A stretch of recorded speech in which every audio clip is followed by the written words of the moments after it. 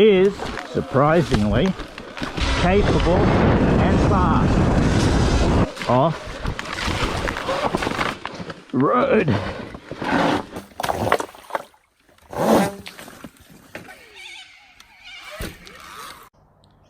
So the Sur Ron's a really good bike off-road, but it does need some setting up. So let's start at the beginning. So the handlebars, the stock handlebars are way too low. What we're using is a race spec 90mm riser. Now this is, I think, a better option than getting handlebars, because with handlebars you have to do a lot of fiddling, and why fiddle? Just put on a riser.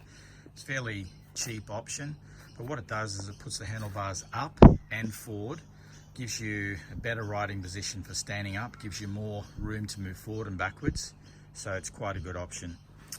So another thing you need to do is to disconnect the brake switches. So I've just plugged those, taken them out and plugged them.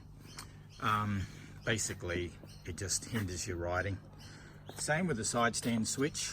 There's a side stand switch down here, and you'll find that if you ride off-road you'll probably snag the wire and end up stuck in the middle of nowhere. So in the main loom at the front there's a 3-pin switch, not a 3-pin switch, a 3-pin plug. Disconnect that completely, and then the warning light on the dash won't come off. Another thing I've done here is I've put on an extra mud flap. So this one here is HDPE. It's very strong, and what it does is protects all the linkages from mud. You still get mud flying up high, but it does protect all the main linkages.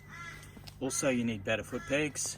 The standard foot pegs you just slide around, and it's quite easy to slip off if it's a bit wet, do yourself an injury. And you definitely need a better bash plate. Standard bash plate's ridiculous. So this is a race spec HDPE, and it takes massive hits, logs, rocks, really strong. For your tyres, so there's plenty of tyre options. The first thing, if you're going to use the standard tyres, is run low pressure, so 15 psi. Just be careful that they don't slip. You'll notice if your valve stems have moved, if they're not at 90-degree angle, then your tyres are slipped. It won't happen on the front, but it could happen on the rear, so you may have to consider rim lock. So they're the basic things to set your bike up. Just make sure everything's tight, nothing too loose. Check your spokes, check your chain stretch.